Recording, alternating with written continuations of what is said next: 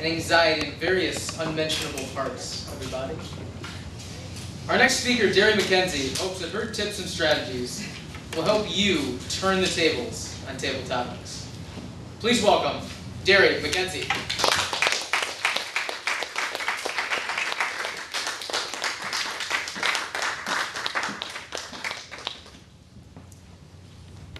Let's talk table topics. Back when I was still an auditioning actor, I often gave my best auditions in the car ride on the way home. I imagine that's true for many of us with table topics. Walking back to our seat or in our cars on the way home, we go, "Oh, why didn't I just say that?" Table topics freaks us out, no doubt about it. We come to Toastmasters to become better speakers. We love the speech track. We embrace the speech track. We endure table topics. I hope tonight, by giving you some tips, some do's and don'ts, some strategies, that you will be able to, as Andrew said, turn your tables on table topics. So let's start with some do's and don'ts. Do, we've had some beautiful examples of all these tonight too. Do listen to every single table topic question that is asked, whether it is your turn or not. Listen and answer that question in your head. Do work to make your answer sound like a speech. Have an intro, have a body, have a conclusion, where hopefully in your conclusion you will answer the question. Do have the courage to use a period. You'll hear this a lot. I love cheese. I love French cheeses. I love that little white French cheese, you know, the one that has the rind on the top. Oh, and the yellow bit in the middle, and they make it at Christmas time, and they cover it in stuff. Put in a period. You'll sound confident. Do, no matter how you have to vamp or how much tap dancing you're doing, maintain eye contact with your audience. We will love you for it because we can all relate to your anxiety. Don't, and those of you who know me will know the first thing I'm going to say. Don't repeat the question.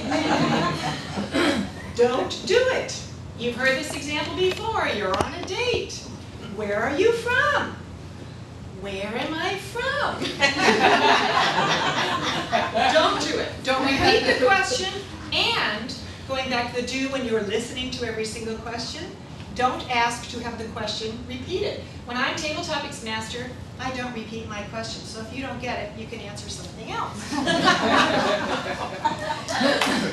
Don't apologize. We love you. We've all been there. We get your fear. We get your angst. We get your kerfuffling. Don't apologize. Just plow through it somehow.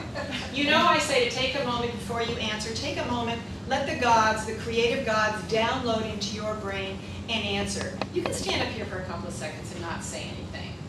But look at us. Maintain eye contact. Smile. Again, we love you. We're engaged. We'll wait. Make your speech again a story, and don't make it sound like a response. Try to avoid the yes or no, basically. Don't refer to how much time you have left or how much time you've used. Zip it. Don't tell us how little you know about the subject. I'm going to give you some strategies for that. Table topics answers do not have to be true. They only have to be semi-believable, but not true. And don't end with a thank you. We end with Madam Table Topics Master, Mr. Table Topics Master. Now usually there are three common types of table topics. We've had them all tonight. They're the questions they ask about your past. Well, they were actually all about your past tonight, or opinion. But questions about your past, questions about your opinion, or questions where you're asked to be creative. So if you're asked a question about your past, when you're downloading, ask yourself the following questions. Has this happened to me, or a family member, or a friend? What happened? How did it happen? Step by step. How did this make you feel? How did this make me feel? And what was the outcome? What was my takeaway from this experience? Now, if you're asked questions about your opinion, and I have an opinion about questions that I'm going to talk about later on about opinions, ask yourself immediately, how do I feel about this? Is mine a popular opinion? And how did I arrive at this opinion? How did I make up my mind to have this attitude? If you're asked to be creative, the sky is the limit. The biggest thing here I have, okay, first thing, does this remind you of something you're familiar with? Are you familiar with a movie or a story? Can you pull from that and incorporate it into your table topics answer? But the reality is, anything is possible. You could answer in gibberish. You could answer in Italian. You could do a tap dance. If you're asked to be creative, the caveat is just commit 110% and let go of being silly or looking weird or being crazy. We've had some spectacular nut buckets in here. I couldn't wait for them to get up on the table topics floor because I never knew where they were going to go with it. It was so much fun. It made me feel like a kid and I wanted to get up and play with them. So playing here. This is a safe, non-judgmental atmosphere, which I'll come back to when I talk about opinion questions. Now, strategy.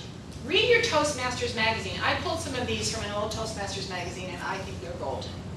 One thing you can do is called bridging, where you will literally build, by use of a sentence, from the unfamiliar to the familiar in a table topics response. Here's the question. How would you negotiate peace talks between a Hamas leader and the Israeli prime minister? Okay, the problem? You know nothing about foreign policy. You know very little about the Middle East. And you're not sure if Hamas is just another form of hummus. So here's what you do. Bring it from the macro to the micro and say, wow, that reminds me of an unbelievable Thanksgiving we had a couple of years ago when my Uncle Ralph and Uncle Henry got into the biggest fight imaginable and nearly ended family gatherings. Here's how I brokered peace between Uncle Henry and Uncle Ralph. So you're no longer talking about something you have no clue about. You brought it into your own world, into your own life. Completely acceptable. The monodrama. Annie gave a beautiful example of that tonight, and it's often my favorite way to answer a table topics question. It is building a story, starting without letting your audience know where you're going, but build a story through vivid use of language, gestures, body language. Build a story and then answer the question when you get to the end. I had no idea where Annie was going with the International Speech Contest. No clue. I was on the plane. I went to Chicago with a guy who was writing a speech, and then lo and behold, we learn about education versus imagination. Exemplary example. Beautiful, beautiful, beautiful.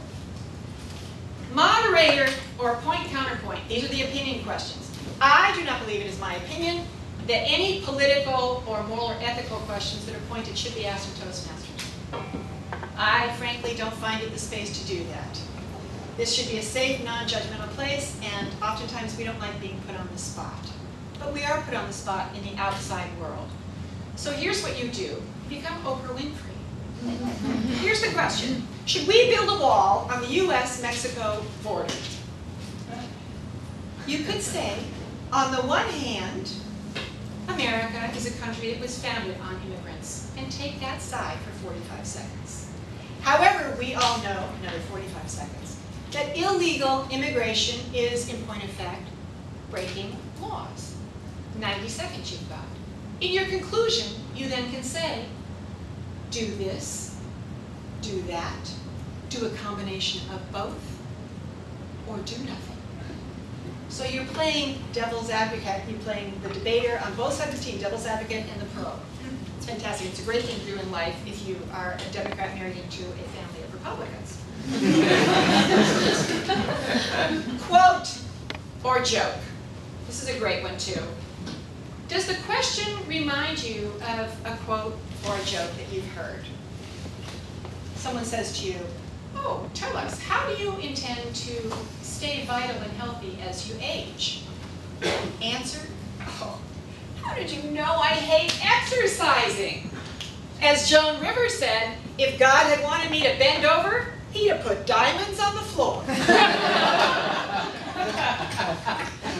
It's a favorite of mine. She was so great at this. And then there's the reframe. Henry, you did a perfect example of the reframe tonight. The reframe or the rephrase. What's the secret to passing organic chemistry? I don't know the secret to passing, but I can tell you how not to fail. Don't sleep through the midterm, make every class, take copious notes, and don't have sex with your professor. These are a few of the ways that you can approach table topics to turn the tables around when you're uncomfortable with the questions. You will go from tongue-tied to loose-lipped. Mr. Toastmaster.